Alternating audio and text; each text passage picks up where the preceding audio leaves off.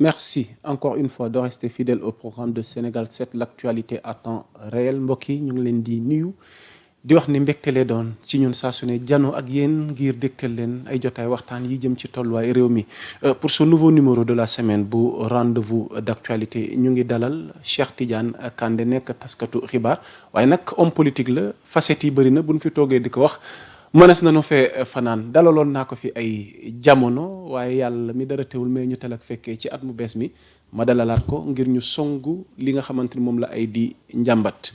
alors kilifa gi c'est toujours un plaisir di la dalal fii ci Sénégal 7 ngir ñu ànd waxtaane li nga xamante ni moom mooy tolluwaay jamono. yaa Moussa mbégte la man itam. waaw fekkaat la fii ci kër gu mag bi.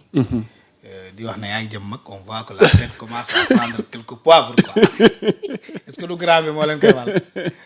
ñun grand bi la ñuy topp quoi. grand bi mu ngi leen di wàll affaire yi dem boobu yaa ngi commencé weex de ah. maa ngi koy ziare bu baax. macha allah may fekk fii dama booyee wàññil affaire yi daa tàng. ku baax la di ko jaajëfal moom ak madame Ndiaye. macha allah di nuyu en tout cas bépp liggéeykat fii ci kër gi. di ko tàmbali ci techniciens yi. man su ma yoroon organe de presse techniciens yi dinañu bokk ci ñi may gën a fay. macha allah parce que c'est un travail pénible quand même. exactement ils sont là en premier. ñooy mujjee ñibbi. ñoom ñooy mujjee nekk ci machine yi ça il faut le reconnaître ay guerriers lañu. donc di leen nuyu bu baax. di leen souhaiter aussi une bonne heureuse année. toi vraiment dama lay bàyyil Serigne Touba parce que xam naa. am na fu la toll. li Serigne Mountakha waxoon Macky Sall. yàlla na la ko Serigne wax. amiin bàyyi la ak Serigne Touba. parce que Sénégal moom loolu mooy suñu wéy. donc di nuyu seen spectateurs yi ils sont très nombreux des milliers. tey rarement ngay tourner ci réseaux sociaux yi di manipuler doo gis benn article wala benn vidéo boo xam ne seen boss la. donc Sénégal 7 devient aujourd'hui un leader dans l'espace politique sénégalaise. parce que tout simplement y a de la qualité ci personnel bi qualité ci gestion bi lu am solo la donc di leen ñaanal succès 2026 yàlla na gën a neex at mi ngi ñu weesu ci yéen xaalis bi gën a dugg patron yi bu ñu amee xaalis rek yéen ngeen am macha allah di ñaan ñoom itam patron yi nañu gën a généreux ci employé ya incha allah nañ ci boole journalistes yi techniciens yi. sûrement ñu ngi lay dégg. générosité bu amee rek. sûrement day gën a baax. sûrement parce que ñu ngi souvent lay dañ dégg leen koy fàttee waxal quoi. dëgg la voilà donc nañu gën a généreux ci techniciens yi ci journalistes yi ci présentateurs yi. gën lañ ci boole parce que buñ ci gisee seen bopp rek. liggéey bi day gën a neex parce que da ngeen di gën a sawar. macha allah souvent dans la gestion des ressources humaines au Sénégal dañ koy fàtte. alors que si tu veux avoir une bonne entreprise il te faut un bon personnel. et pour avoir un bon personnel il faut un personnel qui est bien traité.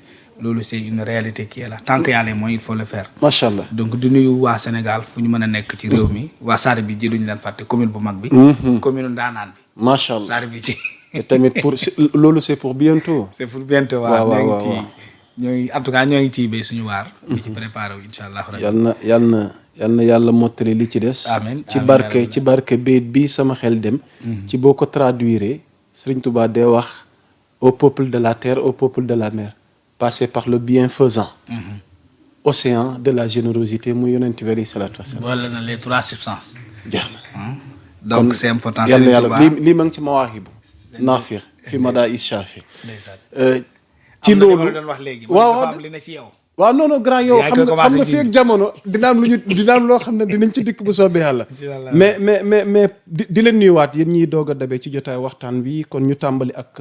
Cheikh Tidiane Kandé alors doyen la Cour suprême parce que damay bëgg tàmbali ak yow l'affaire Mame Mbaye Niang mi relancé waat ci ëtt yéenekaay yi ci askan wi ñu ci xaarandi fu wànnan di mujjee ki gëtam la question c'est est-ce que la Cour suprême va-t-elle ordonner la révision du procès de Mame Mbaye Niang Ousmane Sonko qui s'est soldé par la condamnation de ce dernier pour diffamation et injure publique et que tamit di fàttali ne la haute juridiction réunie en chambre devrait bientôt trancher fan lañ jëm fan la war nañ di mujjee gëtam par rapport ak situation bii ñuy dund ak dossier bi. dafa am fi mu bëggoon tàmbali. c'est déjà une très bonne entrée en matière parce que aujourd'hui loolu moo xew lii de man si on dit droit nag laa wax je ne pense pas que Ousmane Sonko avec toute sa horde d'avocats. son équipe yaakaaruma ne dinañ ci génn droit bu dee la droit yi di pour plusieurs raisons la première raison yaa Moussa lii mbirum diffamation la Et pour l'information de ceux qui nous regardent, il y a les avocats qui sont là, les juristes, les magistrats qui nous écoutent. L'un des premiers codes codifiés de droit, ça remonte de l'an 1754, avant Jésus-Christ. Xam nga ban yonente la tombel? Yonente Yàlla Ibrahima. alayhi salaatu wa ak roi wu Namrud bun Kanaana yaa ngi fàttaliku. exactement roi bu beew ba. dem ba nee nañ ko defaral échelle mu dem xeex ak yàlla. ci yàlla. tu te rappelles la tour de Babel.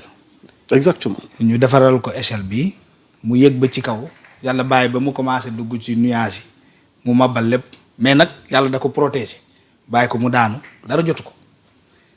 immeuble R+2 boo fa daanoon ñàkk sa bakken. waaw yàlla foofu la ko jëlee muy wadd dara jotu ko pour gën a yokk beew bi mu naan il faut reprendre l'initiative yàlla xëy rek mbir yi soof ko jël benn yow kenn du la ko jàngal ci yow bon taalibe dugal ko ci nopp bi muy weew muy mbëkk mairie fitnaal boppam ba finalement woo ay tëgg ne leen dagg leen bopp bi ngeen remplacer ma ko par bopp wurus.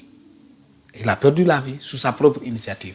jamono jooju le premier code codifié de droit la xewee 1754 précisément. avant Jésus. Donc ils te disent 1750 pour arrondir bañ a juum. Alors de cette année à 2027 avant Jésus-Christ jamono yonent yàlla Ibrahima. ba at mii jamono président Bassirou Diomaye Faye. Jamais il y a eu de révision d'un procédé de diffamation. Il n'y a pas de jurisprudence qui va faire le droit du monde. Les 4 planètes. exception mënul bu la neexee nga inviter même l'écosystème globalement des procès de jinne procès wu malaaka ab feneen musul am révision d'un procès de diffamation. peut-être peut-on assister peut-être à une tu as vu exception. donc première fois dans l'histoire politique du Sénégal qu'un acteur politique majeur parle de faits nouveaux pour la révision d'un procès de diffamation musul am. Même au tribunal ils seront confrontés d'éléments de langage parce que jurisprudence dafa bokk ci luy gën a permettre à un avocat nga argumenter donc su ma la waxee 1754 ba tey jii mënuñu am benn jurisprudence ci mbirum fait nouveau maanaam lu dem ci mbirum diffamation. Maintenant il y a eu des trucs criminels Kandé moom moo dem ci benn mbir ñëw fekk ñu àtte Demba Kandé ne moo rey man maa fa demoon voici le couteau tu te rappelles les preuves mobile du crime. Mobile du crime. ça te dit exactement. andi wax yooyu ba teg ñu jàpp Kandé yóbbu prison. waaw on fait une enquête ñu def enquête ba sonn gisuñu jàpp ma condamné ma perpétuité. Aujourd'hui on est le 8 non. exactement. Il est 15h57. Le procès là se tient en l'an 2038 par exemple. Yaa Moussa tu fais l'émission avec moi fii ci Sénégal 7 n'est-ce pas.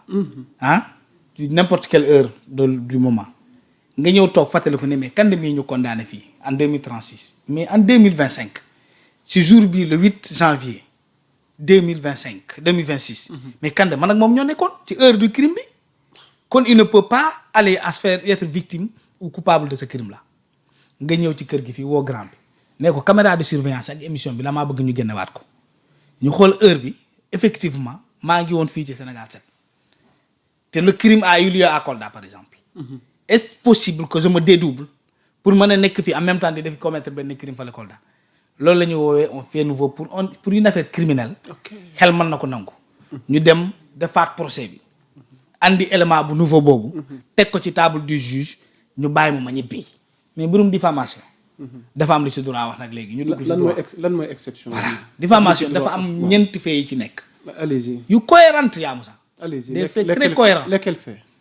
Droit dafa ne quand tu es le diffamateur jamono bi ngay diffamer l'année où tu fais la diffamation le mois où tu tiens la diffamation l'heure de la diffamation la semaine de la diffamation le jour de la diffamation l'heure de la diffamation la minute de la diffamation la seconde de la diffamation et le tierce même de la diffamation bi nga koy def tu dois être en possession de l'élément de diffamation la preuve parce que wax ji yee waxu preuve la Ousmane moo waxal Mame Mbaye Niang ndax am na preuve bi est-ce que xam nga ne wax jéeb loolu la lépp werante bu metti bi yëpp diffamé na wala diffamé wul preuve moo tege ci table Ousmane Sonko ndax am na preuve ne Mame Mbaye Niang dafa détourné lépp xam nga tout tourne autour de la preuve de la diffamation. Exactement.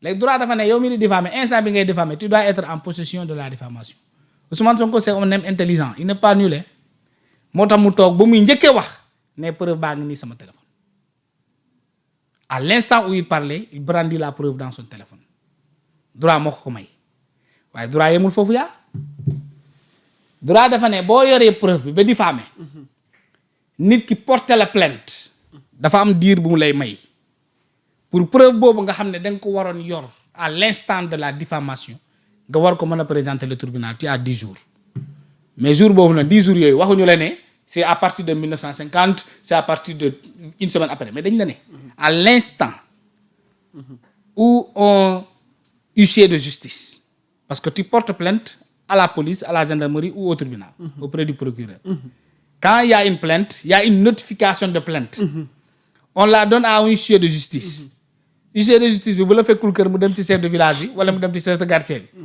chef de quartier bi bu la koy indil bi la ko joxee day indaali stylo day bind jeudi tel heure bi jour réception bi ki ko recevoir ndax yow la wala sa jabar wala sa mbokk wala keneen bu dee yow yaa ko recevoir ñu naan reçu par lui-même heure boobu ñuy bind le décompte a commencé ñu ne la am nga fukki fan pour andi preuve bi fukki fan yooyu yaay dem tribunal ne maa ngi nii dañ ma porter plainte preuve baa ngi nii nga teg ko juge bi nag bu ko neexee mu toog 5 mois mu jàpp procès bu ko neexee mu dëgg 3 semaines mu jàpp procès bu ko neexee mu jël 1 2 mu jàpp procès mais bu ci jotee rek pour mu gën a leer bañ a gën ci délai pour la plupart du temps on accélère la cadence on le fait dans ce canevas de 10 jours ñu ne fukki fan yooyu à compter de la date de la réception de la notification de plainte day commencer di compter tic tac 1 2 ba 10 jours maanaam compte à rebours bi day lancé wu bu matee fukki fan net une seconde bu ci tegee nga andi preuve bi c'est caduc buñ la dañ lay atte dans la diffamation mais boo yoree preuve 10 jours après 10 jours yi boo ci tegee 2 secondes 3 secondes 1 minute 2 jours 2 heures nga demaat tribunal ne li ma preuve baa ngi nii dañuy xool kañ nga recevoir notification nga naan mercredi telle date ñu compter ñu ne dépassé na une semaine dépassé na 1 minute dépassé na 2 secondes duñ ko jël parce que caduc na. mais Kandé Ousmane Sonko yoroon na preuve bi. ba wane leen ko mais demul tribunal. mais période boobu bu demoon tribunal. recel de. voilà léegi yow ma foofu xam nga j'ai dit le deuxième élément. waaw j'ai dit le deuxième élément. maanaam tu dois être en possession. tu as un délai de 10 jours. am na troisième élément bu yoon wax man lu yoon la wax laa wax. allez-y waxuma comportement wu Sonko. léegi 10 jours yi bu rombee. yaa droit yemul foofu parce que daa bëgg lu leer. ñu ne léegi boo andee preuve bi même boo andee preuve bi. dans le délai de 10 jours là tu dois être en possession légale de l'élément de preuve maanaam ni nga ko jotee dafa war a doon lu légal droit la de du leneen da nga war a nekk tu dois être en possession légale de l'élément de preuve et si tu n'es légalité l'aspect légal insuline quoi légal maanaam mu waroo ko sàcc feneen waroo ko yaa Moussa waroo la ko jaay waroo def recel de document ni nga ko jotee dafa war a nekk lu légal maanaam même si tu as légalement le dossier qui prouve qu'il y a une diffamation un dossier qui n'a pas été déclassifié dañuy jël document bi dóor la recel ensuite dóor la diffamation parce que prouvé woo ba tey nit da ngay duggal sa bopp ci leer muy ñett des na ñeenteel yaa Moussa allez-y ñeenteel bi dafa ne te ni nga jotee document bi même si c'est un document de diffamation même si ni nga ko jotee dafa légal kenn waru la ko jox kenn waru la ko yoreel waaw droit moo ko wax de notel point boobu kenn waru la ko yoreel waroo wax ne élément bi dama tardé yaa Moussa moom ma ko yoreel ci ordinateur maa ngi koy woo mu ñëw kenn waru la ko yoreel parce que droit bëggul tooñ recel bi da lay topp kooku ñu ne kenn waru la ko yoreel mais dafa am fu mu ko tëjee ñu ne buñ la attee mbirum diffamation ba mu jeex nga toog ba heure bi la neex nga andi élément bu bees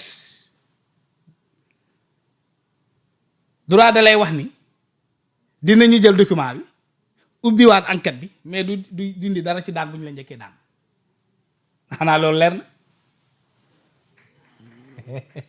j'ai comme l'impression da ngay bëgg annoncer une mauvaise nouvelle. mais loolu mooy dëgg man dëgg rek laa wax nouvelle par rapport ak même si y a révision de procès ça n'élimine pas lu ñu àtte ba pare. L'autorité de la chose jugée. et la conséquence. waaw loolu mooy mais ce qui veut dire que coono la rek dañuy sonal seen bopp rek man dama jàpp ne avocat Ousmane Sonko yi dañoo bëgg a lekk xaalis rek comme dëkk bi daa toll ci pàcco. ku ne yaa ngi jënd ay oto di ko yóbbul say nit. avocat yi kenn déggu leen benn nit rek lañ ci nommé. mënuñu ko jox dëgg même s'il y a révision du procès. même s'il y a révision du procès li ma la cité nii ñoom mënuñu remplir conditions yooyu c'est pas possible. ñu jàng droit tuuti yëpp xam nañu ko tuuti rek ngay gëstu dafa am yoo xam ne lu Abdou Nguer di wax soxla ngay sori ci njàng bon sens la. alors li dafa leer boobaa matière de conséquence tey lan. voilà mais il faut perdre encore si le droit est dit maintenant on peut ne pas dire le droit parce que fii Sénégal là nous sommes des humains. du ñu ay malaaka. ce pays là tout est capable tout est possible mais Yaa Moussa ce procès c'est un procès aussi du droit sénégalais.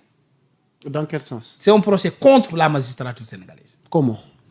Ousmane Sonko la ñu convoqué tribunal mu ne ñëwul ñan ñoo ko convoqué woon bay ay magistrats ñu ne demuñu Ousmane Sonko moo traité tous les magistrats beaucoup de magistrats de corrompus la majeure partie c'est des corrompus c'est des vendus.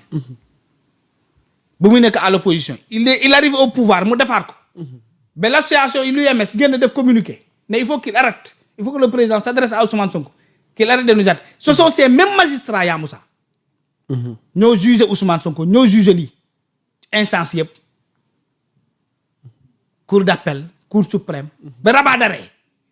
Ousmane Sonko nee leen yéen ñi nga xam ne je vous ai traité de corrompu de vendu ñëw leen attewaat ma bu ñu ko attee joxaat Ousmane Sonko dëgg rek Ousmane Sonko wax na dëgg ci ñoom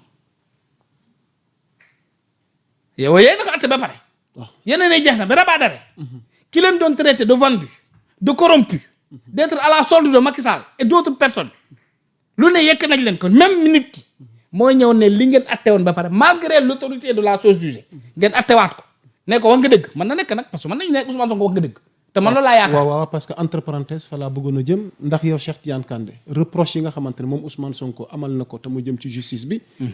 ndax d'accord nga ni tamit au Sénégal suñu justice bi lu ñu war a jooyante la bëri na li ciy xew. loo waaw war a jooyante waaye taxul a bañ. xam nga tu es là bien avisé mën naa toog ne Yaa Moussa foofu mu fompal seere mais yàqul dara ci ni nga sàncee yàqul dara ci ni nga sàncee de mën naa la ne fompal say lunette mais taxul say lunette ñaaw Yaa Moussa lii xel la rek ah nee naa la mën naa la wax ne dippantil sa drapeau bi vert jaune la war a commencer dem rouge te yow da nga ko yóbbu rouge vert jaune ainsi de suite mais taxul ne drapeau bi la wala du loolu. exactement sa micro bi mën na dëgg nga jubbanti ko est-ce que gën tax na lii mu bañ a nekk micro.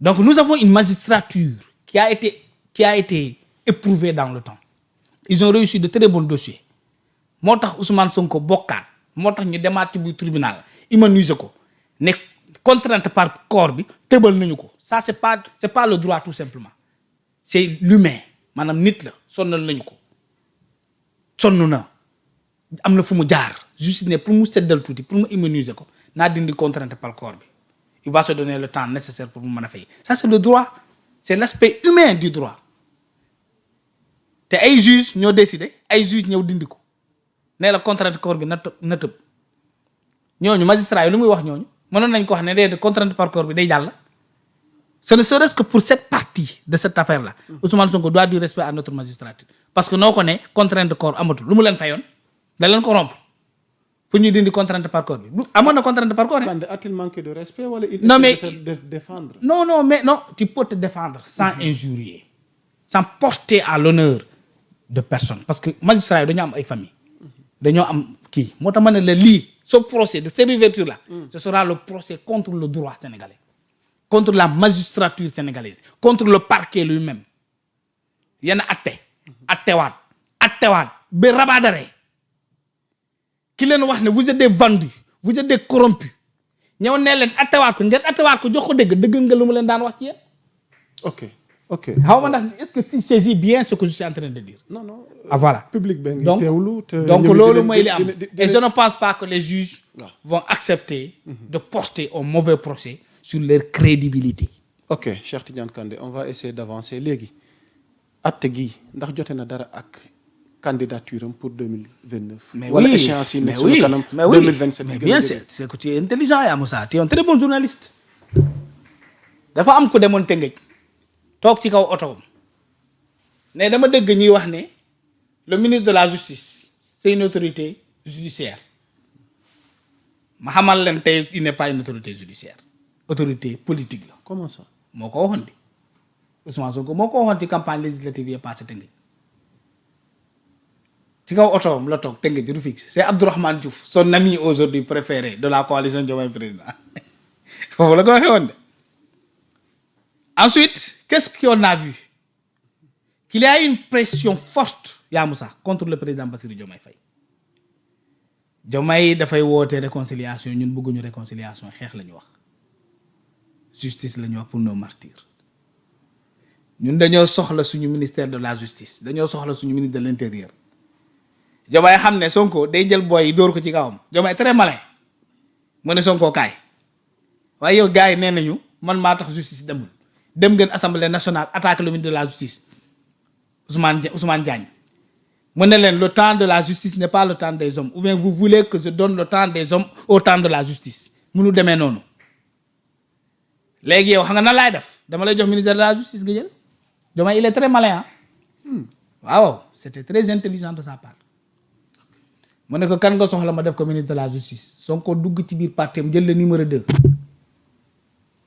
madame actuelle ministre de la justice Yacine mu tabb ko ministre de la justice et tu penses que c'est fortuit Sonko la dóor ci xale yi mu ne ko ak kan mu ne ko ministre de l'intérieur c'est lié intérieur mooy yóbbu plainte yi mooy jàppalu boo ñëwul mooy prisonnier mooy tëj mooy def lu ne c'est lié mu ne ko kan nga ci bëgg mooy Ousmane Sonko nekk le premier de mes avocats ki ma ci gën a wóolu mu ne ko kan la mu ne ko Bamba Cissé mu ne bindal Diomaye xoolal croiser les bras ginnaawam bandang mu dem toog ci fauteuil am wéeru bàyyil ko justice yaa Moussa affaire yi di dox Mansour Faye génn booy commencé di xuntu affaire yi di dox Lat Diop génn nee naa lii yëpp sa Yacine la génne Ousmane tiit dem assemblée nationale woote bëgg jël justice dóoraat ko ci kaw booy ñu ne ko déedéet sëñ bi demeewul noonu de yaa yor justice yaa yor intérieur te yaa génne gaay sa ministre bi moo génne gaay Sonko commencé di def communication ni leen le temps de la justice n'est pas le temps des hommes ma ne ko lu xew ba discours bi changé mu ne leen bàyyi leen di jàpp nit te amoo leen preuve c'était pas le discours de Sonko day waajal colère booy il est très malin pour que suba bu waxee dara xewul mu ne la waxoon naa leen assemblée nationale ñu toogaa ci ñu ko du demee noonu da ngay atte par force yaa yor justice yaa yor l'intérieur da ngay dugal loi assemblée nationale dindi la loi d'amnistie dem atte les 86 morts yi ngeen wax mais Sonko yemul foofu quelque chose a bougé la nomination de Yacine Fall elle est liée intrinsèquement à ça la mission première de Yacine c'est de restaurer Ousmane Sonko dans ses droits fàttalikul ce qu'avait dit Guy Marius Sagna Bassirou Diomaye Faye devait être un président par intérim mais yemul foofu dafa ne Bassirou devait assurer le retour de Ousmane Sonko dans ses droits mais loolu mooy instrumentaliser la justice. ndax du lu ñu waxtaanee woon. mais bien sûr c'est ça l'arrivée de Yacine Fall. ni Guy waxee. mais loolu ndax doonul lu ñu waxtaanee la woon loolu la wax. loolu la révélé est-ce que ce qui fait que bu ko Diomaye defoon. il allait être la première personne. le premier président de l'histoire du monde. à avoir contribué un coup d'état qui allait être porté sur lui. mais oui loolu coup d'état institutionnel yow ñu fal la démocratiquement ñu jox la mandat nga dem tëgg ak ay nit ngeen toog waajal li nga xam ne da ngay def 2 mois xaw ma 6 mois démissionné loolu coup d'état la coup d'état contre la volonté de 54% sénégalais 54% des sénégalais qui sont exprimés dans le kii mu dem Ousmane yemul foofu ne Diomaye da nga ma waroon bàyyi ma gouverner le pays manque d'autorité cette communication là parce que c'est pas coordonné c'est coordonné et cohérent mais léegi comme amul loolu yëpp Diomaye démissionné wul waaye am na ministre de la justice am mu ne ko léegi da ngay fexe ma ñëwaat ma bokk 2029 ma nekk candidat pour ce faire da ngay ubbiwaat dossier bi ma daane la. dossier bi moo tax éligibilité moom candidat doo ci def débat xanaa. non éligibilité bi ci yenn juristes yi wax. rabat d'arrêt avocat am li ñu ci wax. ak moom en personne li mu ci wax. avocat ñàkk bokkam da koy neex. waaw avocat moom doonul ku ñu mën a teree bokk ci réew mi. loolu nag est-ce que yow it Cheikh Tidiane Kandé imaginer nga Ousmane Sonko bañ a bokk tey jii nii comme ni mu amee woon. Ousmane Sonko mooy kan moom xanaa du sénégalais man bu ñu ma attee daan ma li ma ci man non jaay nañ fi doole Khalifa Sall. waaw mais jaay ñu doole Ousmane Sonko. Karim Wade Ousmane Sonko kenn jaay ko doole. non bokkul woon. waaw mais c'est parce que moo wax làmmiñam moo ko teree bokk. kon da nga jàpp ne bii yoon du bokk. mbirum Adji Sarr terewul bokk Ousmane Sonko làmmiñam ci dossier Mame Mbaye Niang moo ko teree bokk moo wax ne yor naa preuve ñu ne la andil preuve bi andi ko ñu daan la nga dem rabat d'arrêt tàggoo Bassirou Diomaye Faye bu muy dem rabat d'arrêt Diomaye da ko yëg moo xëy dugal rabat d'arrêt ñu ne ko sëñ bi lu ñu la daan loolu la demoon nga cour d'appel ba pare dem nga cassation ñu kase ñu ne la lu ñu la daan looloo am ñu dindi contrainte par corps bi mais 6 mois yeeg li nga war a fay ci 200 millions da nga ko war a fay loolu lépp làmmiñ moo ko yóbbee boo nekkee leader politique wax nga ba làmmiñ nag lu mu dugal nit génnewu ko ci de yombul de alors moo tax wolof Njaay nee na wax ndox la bu tuuroo ab bakkaa ci des loolu moo ko dal il est coupable de sa bouche de son verbiage il est coupable de son expression incontrôlée il est coupable de sa volonté de devenir coûte que coûte il est coupable de vouloir devenir le meilleur Ousmane Sonko il est coupable de lui-même et quand tu es coupable de toi-même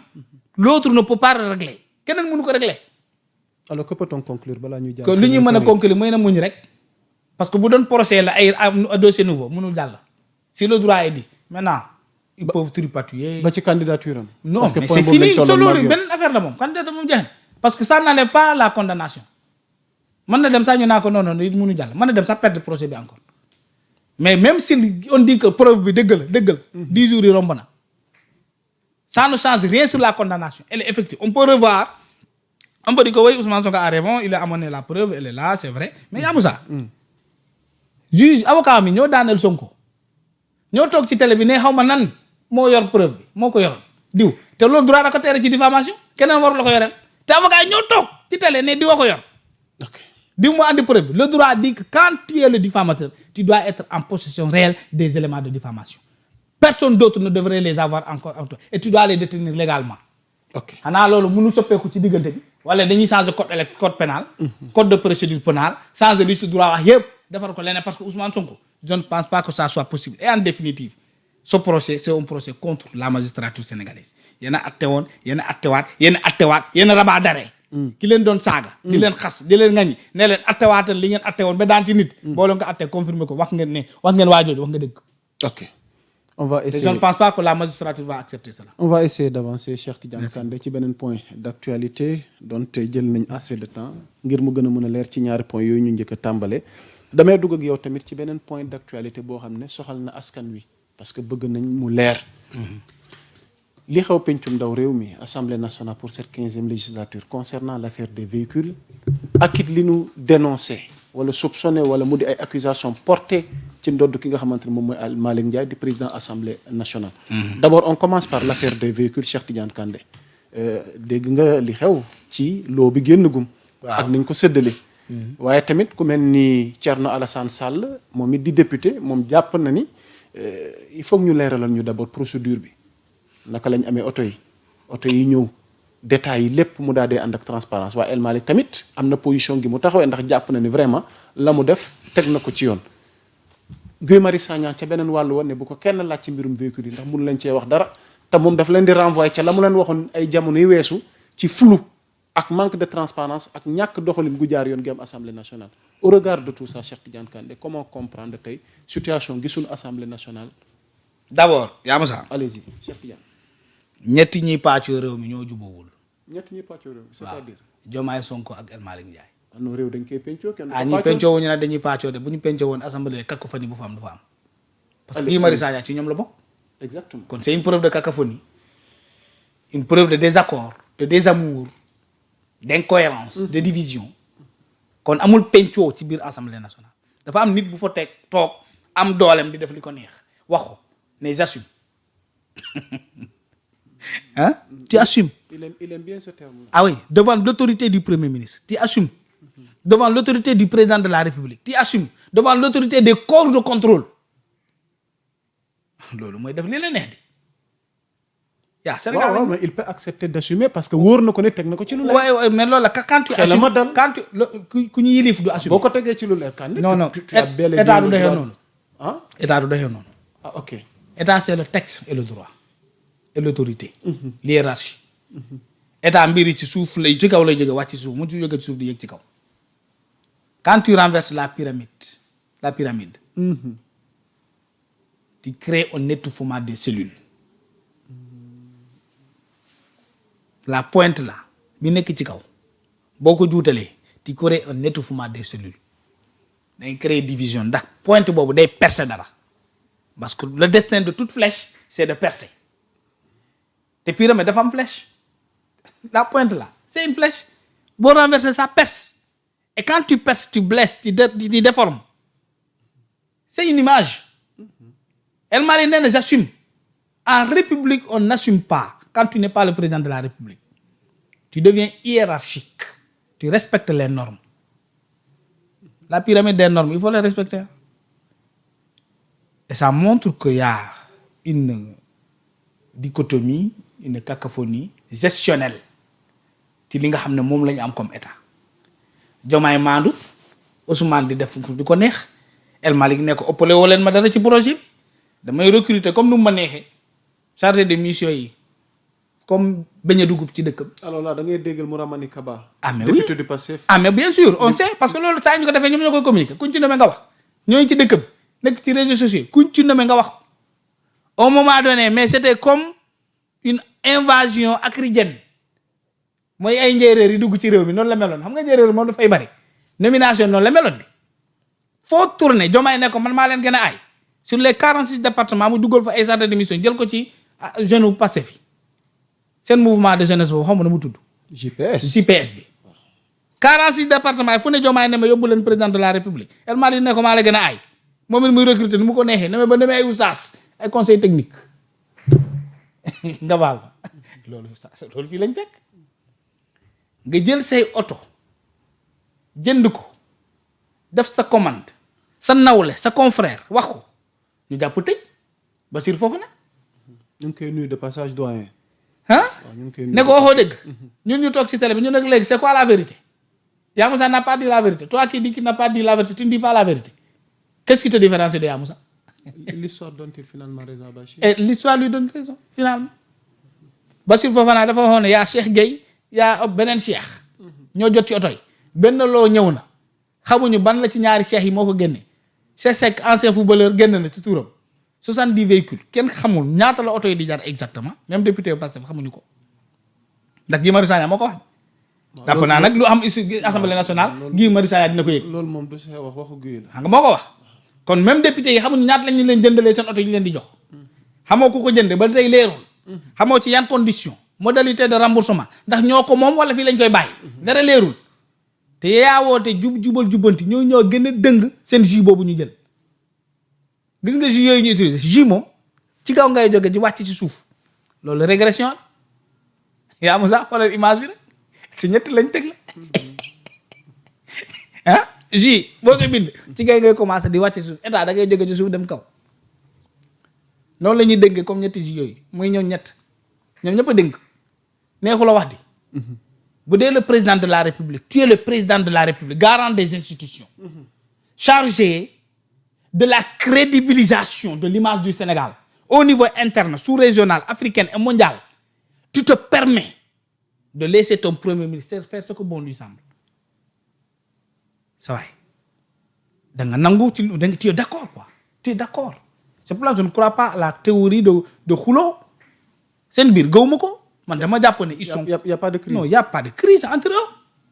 Mais Yaa Moussa non dara xew fi dara xew fi lan moo xew li xew mooy communication politique on est en phase d'une communication politique orchestrée ci ñett wala ñaar ñoo xamante ci ñaar ñi surtout Diomaye ak Ousmane ñoo bokk benn marigot mais oui y a rien entre bokk benn mbalk absolument rien du tout nous sommes trompés on est manipulés nous sommes victimes d'une communication politique pour maquiller deux choses Yaa Moussa loolu moo am lesquelles choses ñii ñoo ñëwoon ne Ousmane Sonko xutbu la wàlliw la yonent la dafa yor pouvoir kun fayo kun nga xam nga loolu lu muy signifie lu mu bëgg day am fal na nit député fal na nit maire fal na président de la république moo man lépp ba jox ko pouvoir divin moom mu toog ne mën na lu ne dëkk bi dañ ko pàccoo bu ñu ñëwee alalu réew mi day dellu ci askan bi président de la république ay conteneur xaalis ñoo fay ñëw dina si fay saal ñoo ko séddale ñun jub-jubal jubbante la ñu woote alalu réew mi pour askanu réew mi xam nga loolu la ñu waxoon dem yaraax toog ci télé bi ci neleen géej gi Macky moo jaay contrat yi jaay jën yi géej gi man su ma ñëwee dafay renégocier les contrats ba yéen ñii di ngeen bëri la jën ba waxuma la ne di ngeen ko jaay mais da ngeen di wër ci dëkk bi di ko maye ndax doo leen gis ki koy jënd ndax kenn ku nekk di nga am jën sa kër loolu yaa Moussa tu te rappelles de tes propos non moo ko wax gëmloo enseignant yi ne lu ñu leen yokkal ci salaire mérite la yéen a ko moom moo tax enseignant wu Pastef yi APR yi Pastef yi nee nañ leen génn leen ngeen wax ak ñun parce que sur imposition bi mu ngi leen di bëgg a rey te kenn déggu leen de dagg yi ñuy metti yi kenn déggu leen lu xew lu tax ñaxtu woo leen lu tax génnoo leen def li ngeen daan defee ñoo gën a sonn dañ leen di coppet di ko dagg ba mu saf-saf ñu ne pataaral l'alliance avec le diable c'est le silence ou la mort yaa Moussa l'alliance avec le diable c'est le silence c'est patt la mbaa dee loolu daal ñu bëri nos intellectuels là où sont-ils les Bougard les Felwine Sarr tous ces gens là quand on a brûlé l'université ils n'ont pas parlé l'université du Sénégal ils n'ont pas parlé quand notre économie a été moribonde par le simple fait de la parole d'un acteur politique inconscient des enjeux de sa posture et de sa responsabilité waxuñu dette cachée anam fu mu mujjee yàq réew mi ba mu daanu. non quand dette cachée nag am non bàyyi ma amul di je vais te dire ñoo wax assemblée nationale lii tamit du sama wax de tout ce que Kandé dira il a entendu d'une autre bouche ou d'une autre communication ñoo ko wax de waa hors cadrage ne veut pas dire dette cachée nag ñoom ñoo ko waxal encore seen bopp assemblée dissimuler kenn gisu ko waaw dissimuler ne veut pas dire aussi caché dissimuler kon ba tey yow yaa ngi taxaw ñoom ñoo ko wax de assemblée nationale Cheikh Diba wax na ko ba mu ne bàyyi leen y a plus raison de parler de dette cachée bàyyi leen débat boobu am na sax naa ko ci wax ñu tëj la ñoom xam nañ na ñoo ko wax de kan waxul dara ba tey waxu jàmbur rek laa bi ma fi toogee ba léegi ay waxu jàmbur laay wax te ñoom seen bopp ñoo ko wax léegi yaa Moussa loolu yëpp xew fi ton premier ministre saa yu waxee ta notation wadd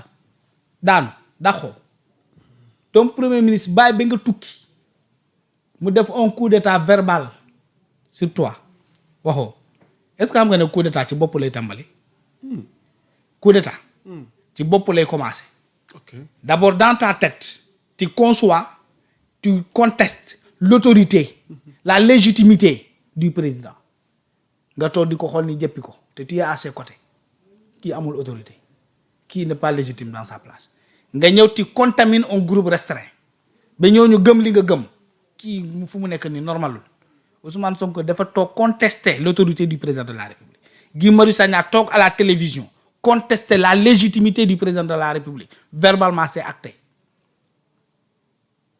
léegi quand boo demee ba wax ko ci sa bopp wax ko ci sa làmmiñ ni dégg ko nga convaincre ko tu passes à l'acte les premiers éléments qui encadrent un coup d'état ont été déjà faits dans ce pays-là Kwame Nkrumah bu ñu koy coup d'état il était en Chine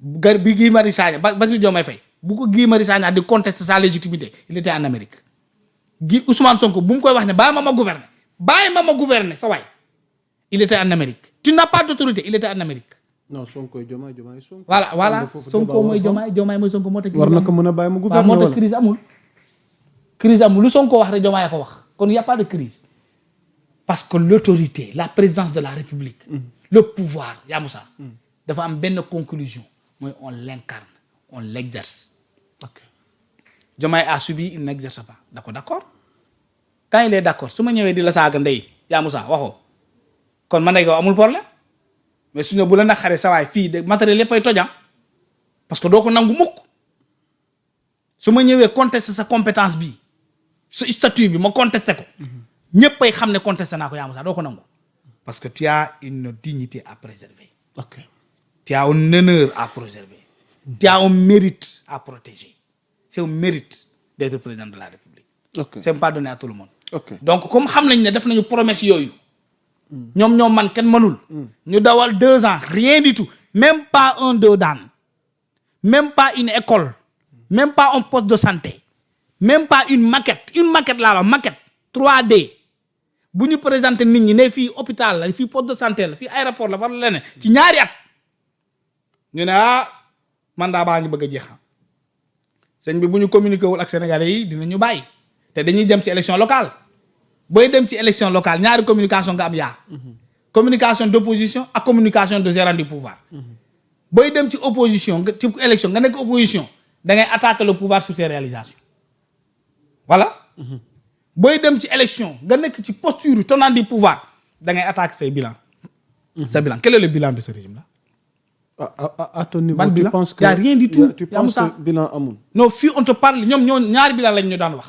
ñoom Pastef ñoo ñu jàngal lii xam nga lii tamit du sama wax. Mais le chef de l'État ci discours fin d'année am donc il est revenu sur. non moom il est malin de.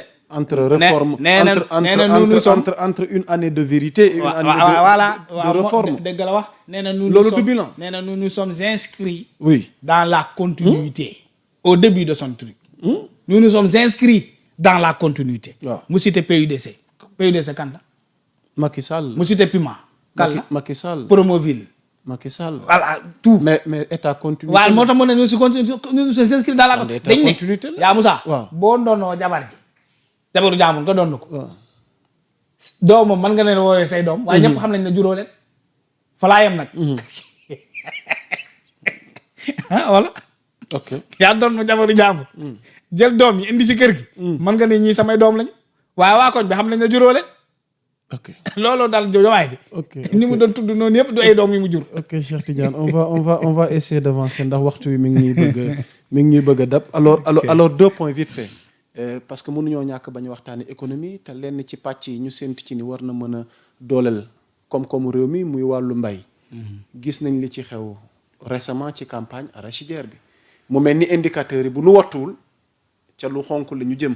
ndax quand le premier ministre bu demee ba gàggante ko jubbanti le ministre en charge de l'agriculture de ce pays ci ñuy réeroo ci ay chiffres alors loolu mat na tiit mat na jaaxle mais ku ci nekk indi nga sa argument ak sa explication.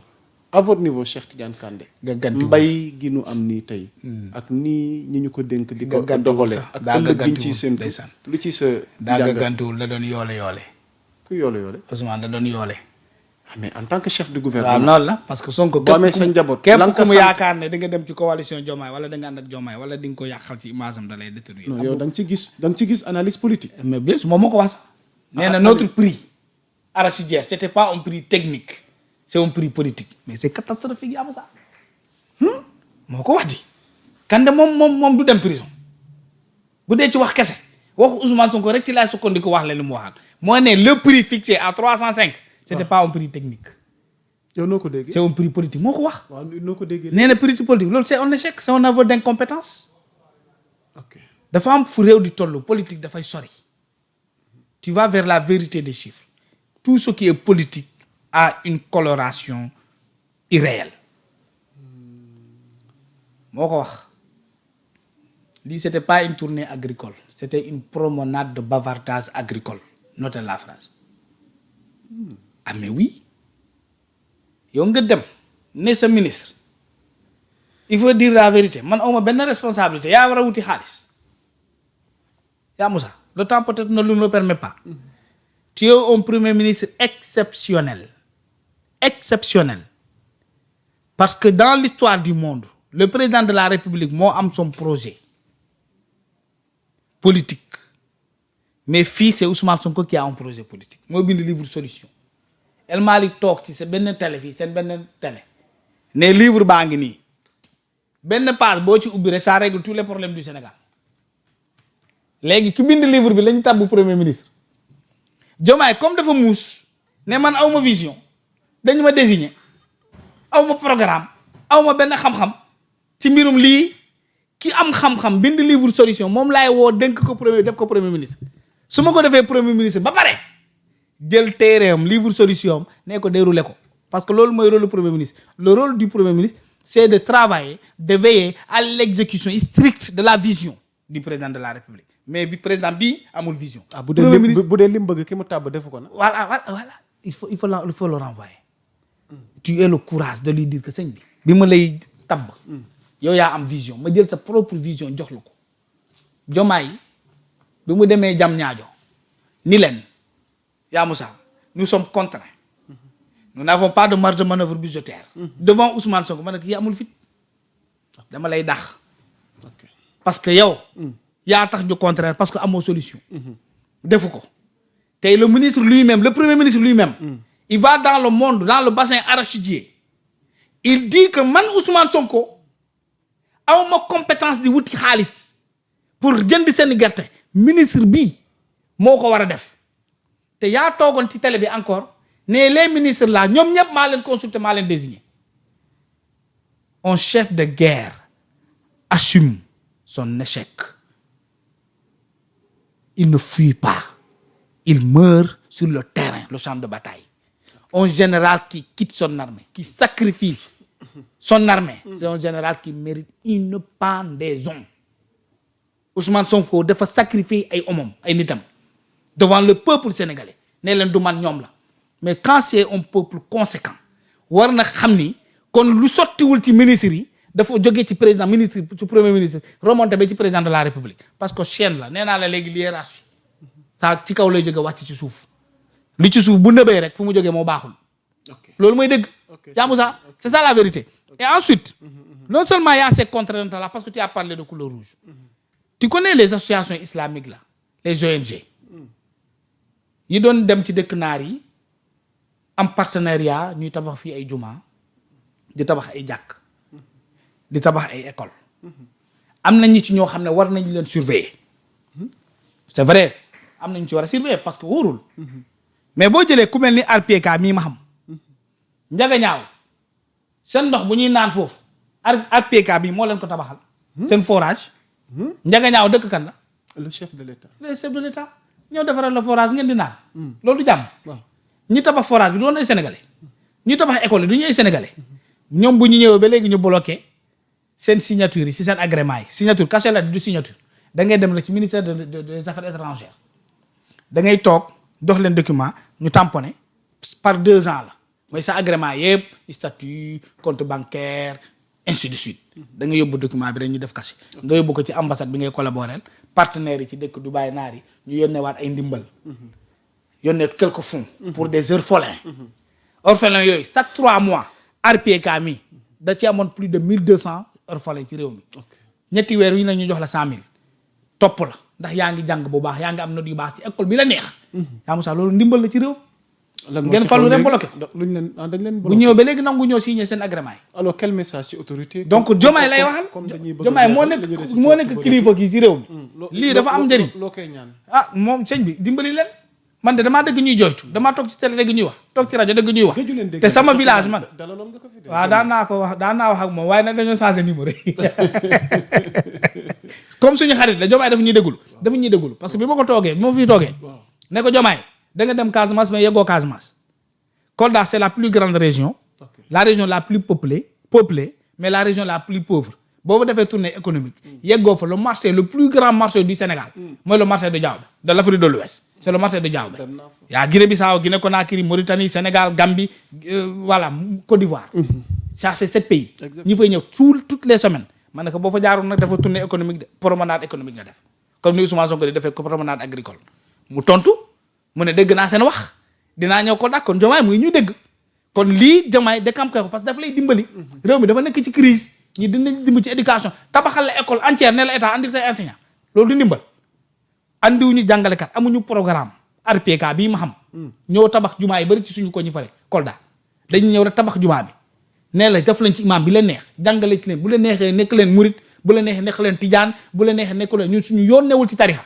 mais ñooñu bonuñu donc Diomaye dimbali ñooñu quand un pays est en crise surtout crise agricole ñiy dimbale baadoole yi il faut les soutenir donc c'est Diomaye qui peut décanter cette situation là je pense qu'il n'a pas compris beaucoup de choses parce qu'il vient d'arriver c'est normal mais là on l'explique pour aider ces gens là xamuñ ci kenn dañoo toog dégg ko rajo dégg ko télé RPK donc il faut les soutenir ils sont beaucoup ba pare nag li ci gën a metti waa Arabie Saoudite nu mu tudd waa Égypte ñoom ñoo ngi fii di dérouler seen ONG kenn bloqué wu leen ñoom ce n'est pas normal su ma ci waxee c'est pas parce qu'ils font de mais le fait qu'ils bloquent des nationaux bàyyi ay égyptiens ay Touareg ñoom ñuy dérouler seen projet fii jërëjëf Cheikh Tidiane ce n'est pas normal donc vraiment jërëjëf il faut que ñu déglu ñu mel ni ñoom yaa Moussa pour ñu xam ne réew dañ koy pencoo kenn di ko paccoo seen paccoo bi ne mu ngi feeñ na assemblée nationale député nag dafa war a am oto c'est normal mais oto buy jar 70 millions quand même yaa Moussa loolu c'est trop et puis il faut faire une hiérarchisation de ces véhicules là député bu nekk Dakar war na mën a yor benn Kia bu normal demul fenn di mais un député qui vient Kédougou il doit avoir un véhicule beaucoup plus solide c'est cohérent ça c'est une cohérence c'est important voilà amatina. Voilà, un journaliste qui rentre à Kolda quand même doit avoir aussi un véhicule que un journaliste de Dakar les Yamoussa la waruñu ko am. Yàlla parce nañ que ci Kolda lañ jëm. yal nañ ci yegg ba ñuy dote ay véhicules. Non, dina- amoon nañ mbégte. Cheikh Tidiane Kandé ngay sunu doyen démb la tey soog a ñëw di la dalal alors tàggoo bu dul tàggatoo wolof nee na lu duuf ci nag wi xajul ci cin gi. amoon nañ mbégte sa émission nag dafay neex mais je vois pas le temps filer quoi. protocole bi rek tuuti voilà ñu tàggoo bu dul day neex parce que tu as des questions précises. C'est ce qui manque souvent dans les plateaux. La netteté de la question.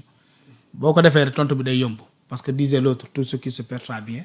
c'est clairement et les mots pour le dire arrive aisément macha allah donc maa ngi jaajëfal internet yi. di la jaajëfal di jaajëfal soxna tuuti mi ñu nekkaloon ci xarale gi su ma jógee rek samay naataangoo déroulé ci programme bés bi l'actualité est en continu sur Sénégal c'est d'ici là portez-vous bien jaa ngeen jëf mbokk yi wasalaam.